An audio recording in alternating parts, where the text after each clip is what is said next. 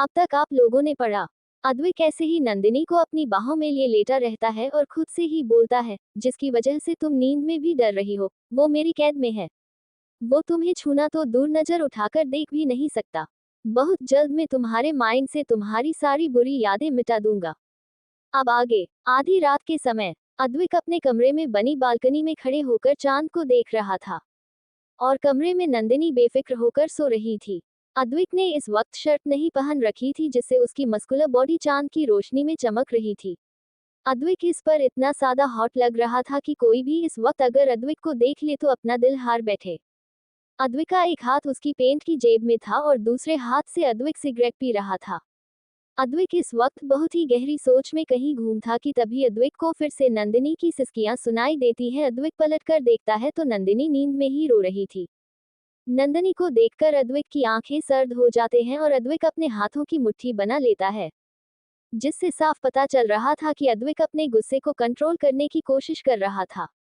फिर अद्विक नंदिनी के पास रहता है और उसकी बराबर में लेट जाता है और नंदिनी को अपने सीने से चिपकाकर उसका सर सहलाने लगता है। थोड़ी ही देर में नंदिनी की सिसकियां बंद हो जाती है और नंदिनी आराम से सो जाते हैं। थोड़ी देर में अद्विक भी नींद की आगोश में चला जाता है। अगली सुबह अद्विक की आंखें खुल जाते हैं। अद्विक जैसे ही उठने वाला होता है तो आदमी को अपने सीने पर किसी की गर्म सांसें महसूस होती हैं। क्योंकि अद्विक ने शर्ट नहीं पहन रखी थी, इसलिए नंदिनी की गर्म सांसें अद्विक के सीने पर पड़ रही थी। जैसे ही अद्विक अपनी नजरें नीचे करके देखता है तो नंदिनी का प्यारा सा चेहरा उसकी आंखों के सामने आ जाता है। नंदिनी इस वक्त एक छोटे से खरगोश की तरह अद्विक के सीने से चिपकी हुई थी। अद्विक अपने एक हाथ की उंगली से नंदिनी के चेहरे पर आए बालों को हटाता है और फिर उसे अपने आप से अलग करके अच्छे से बेड पर लेटा देता है और फिर उसके माथे को चूमकर उठ जाता है। और दूसरी तरफ नित्या भी शिवाय के सीने से चिपक कर सो रही थी। या यूं कहो कि नित्या शिवाय के ऊपर चढ़कर सो रही थी और शिवाय के दोनों हाथ नित्या की कमर पर जकड़े हुए थे। जब शिवाय की आंखें खुलती है तो शिवाय की आंखों के सामने भी नित्य का प्यारा सा चेहरा आ जाता है और शिवाय को उसके सोने के तरीके पर शिवाय के चेहरे पर मुस्कान आ जाती है। और फिर शिवाय भी नित्या को आराम से बिस्तर पर लेट आता है और उस पर कंबल को अच्छे से उड़ा देता है और फिर वॉशरूम में चला जाता है। थोड़ी देर बाद में नंदिनी और नित्या की भी आंखें खुल जाती है। नित्या और नंदिनी भी बाथरूम में जाकर फ्रेश होकर नहाकर बाहर आती हैं। नित्या और नंदिनी दोनों ने ही स्काई ब्लू कलर की नीलत फ्रॉक ड्रेस पहनी हुई थी। होठों पर लिप बाम, आंखों में काजल और बालों को खुला हुआ छोड़कर बस इतने में ही नित्या और नंदिनी कहर ढा रही थी।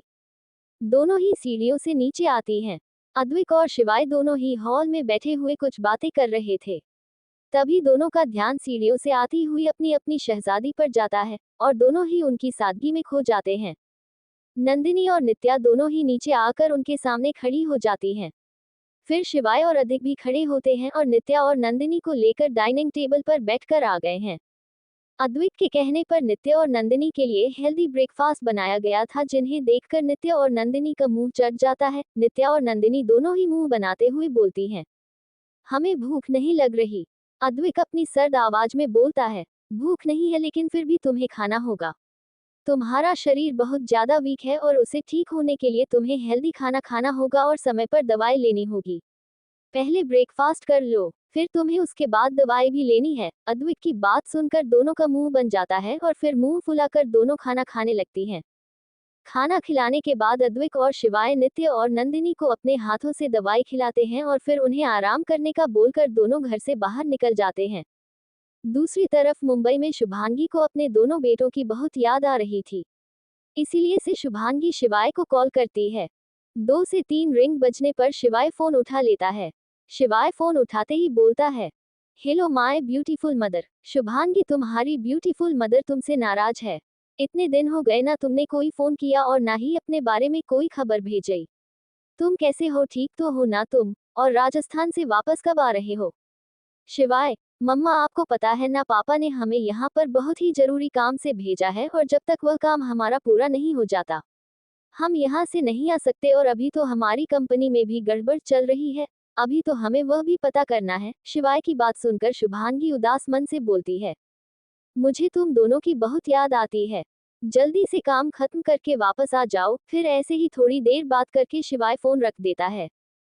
समय के साथ नित्य और नंदिनी के जख्म भी ठीक होने लगे थे और इसी बीच में शिवाय और अद्विक ने नंदिनी और नित्या का बहुत ध्यान रखा था। और ऐसे ही हंसी खुशी 2 हफ्ते बीत गए थे। शाम का समय अद्विक और शिवाय अपने ऑफिस से घर आते हैं, लेकिन घर में कदम रखते ही आज उन्हें बहुत ही अजीब सा महसूस होता है। जो सुकून उन्हें घर आने पर मिलता था, आज वह सुकून कहीं गायब था। घर में चारों तरफ शांति नजर आ रही थी। ऐसा लग रहा था जैसे सदियों का सन्नाटा पसर गया हो। आधुनिक और शिवाय दोनों ही अपने कमरे में जाते हैं और नंदिनी और नित्या को देखने लगते हैं, लेकिन उन्हें ये पूरे कमरे में नंदिनी और नित्या दिखाई नहीं देती। अद्विक और शिवाय पूरे कमरे में नंदिनी और नित्या को देखते हैं, लेकिन उनकी कहीं भी नंदिनी नित्या नहीं मिल रही थी। तभी अद्विक को बेड पर रखा हुआ एक लेटर मिलता है और शिवाय को अपने कमरे में कॉफी टेबल पर रखा हुआ एक लेटर मिलता है। जैसे जैसे अद्विक और शिवाय लेटर पढ़ रहे थे, उनकी आंखें सर्द होती जा रही थी। दोनों का ही चेहरा गुस्से में काला पड़ चुका था और हाथों की नसें उभरकर दिखाई देने लगी थी। लेटर पढ़ने के बाद अद्विक और शिवाय दोनों ही गुस्से से पागल हो चुके थे। शिवाय कॉफी टेबल में एक जोरदार लात मारता है और कॉफी टेबल चकनाचूर हो जाता है।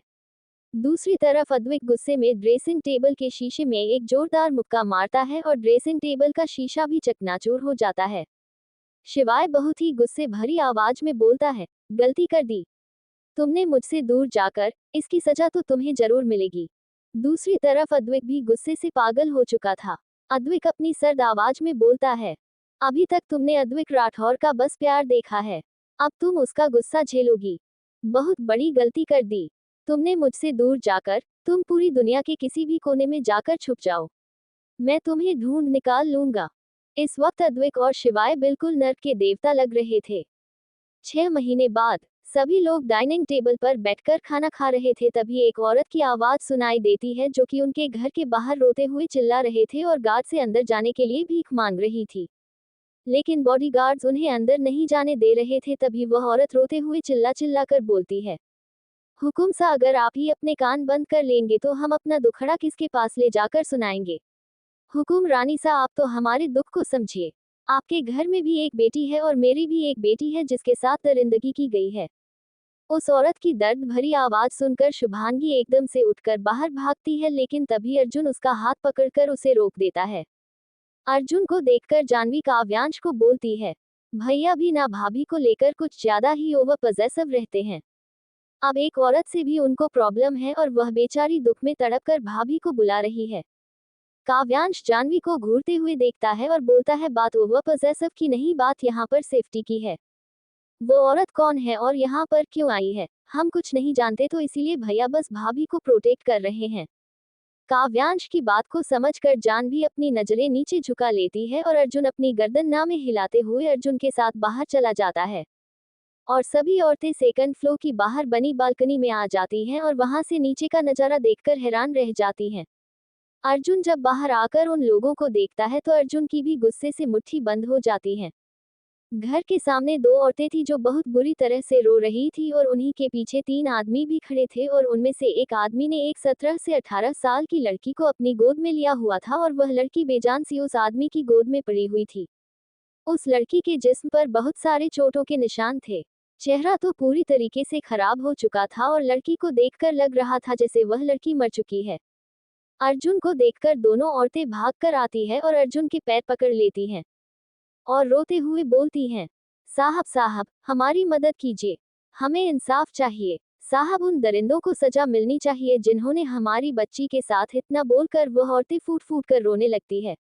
अर्जुन उन औरतों को खड़ा करता है और फिर उन औरतों के साथ उस लड़की के पास जाता है जो लड़की इस वक्त बेजान सी किसी की बाहों में थी।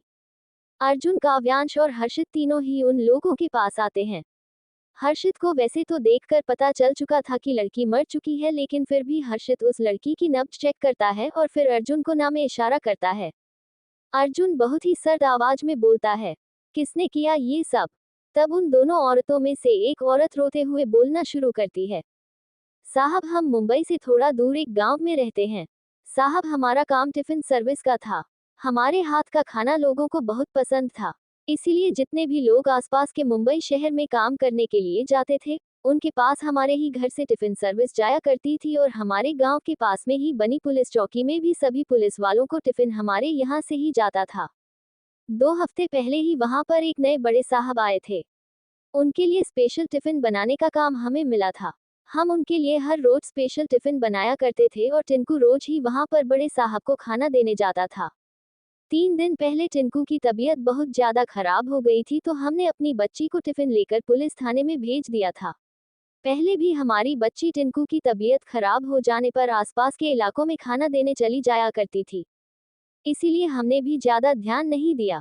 दिन से रात हो गई, लेकिन हमारी बच्ची घर वापस नहीं आई, तो हम सब शाम को पुलिस थाने गए थे अपनी बच्ची के बारे में पूछने के लिए। लेकिन उन लोगों ने हमारे साथ बदतमीजी की, हमें मारा धमकाया और हमसे बोला गया कि हमारी बच्ची ने हमारे बड़े साहब के साथ बदतमीजी की है, इसीलिए उस लड़की को पुलिस थाने में बंद कर दिया है।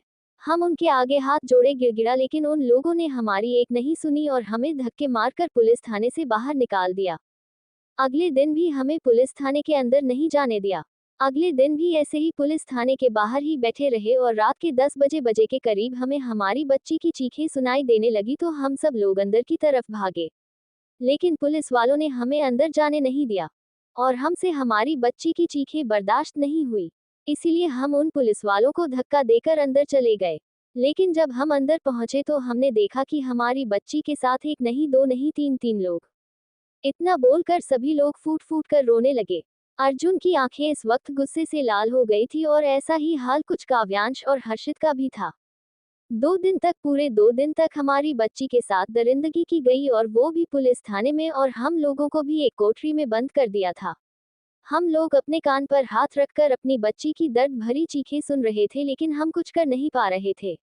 और आज सुबह हमें हमारी बच्ची की लाश हमारे हाथ में पकड़ा कर उन लोगों ने हमसे कहा, अगर किसी के आगे भी मुंह खोला तो हमारी बाकी की 2 बच्चियों के साथ भी ऐसा ही करेंगे और हम सबको जान से मार देंगे।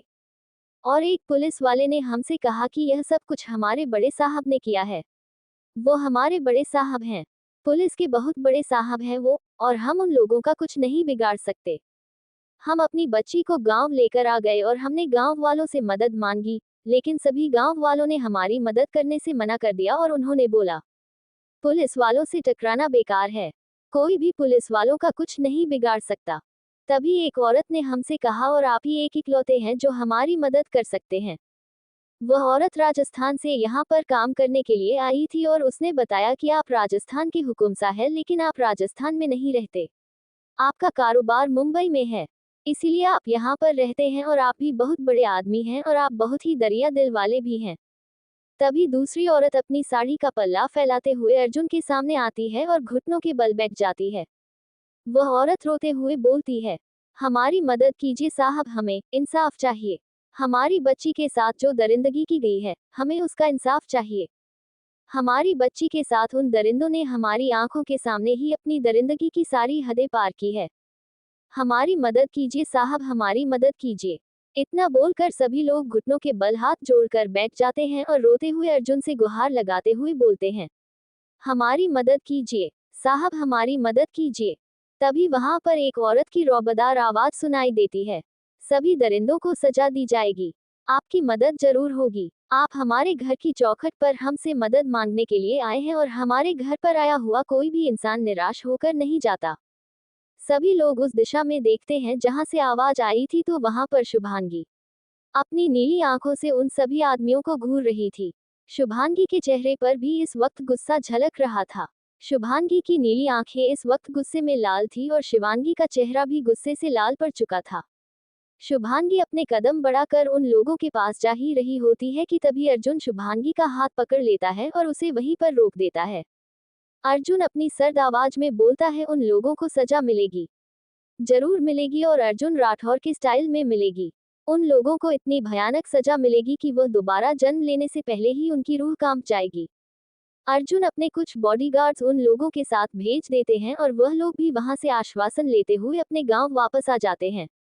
विस्मयादिबोधक चिन्ह @#@@@। आज के लिए बस इतना ही, मिलते हैं अगले चैप्टर में। और हाँ दोस्तों, आपको क्या लगता है अर्जुन उन लोगों को क्या सजा देगा और कितनी भयानक सजा देगा? मुझे कमेंट सेक्शन में जरूर बताइएगा।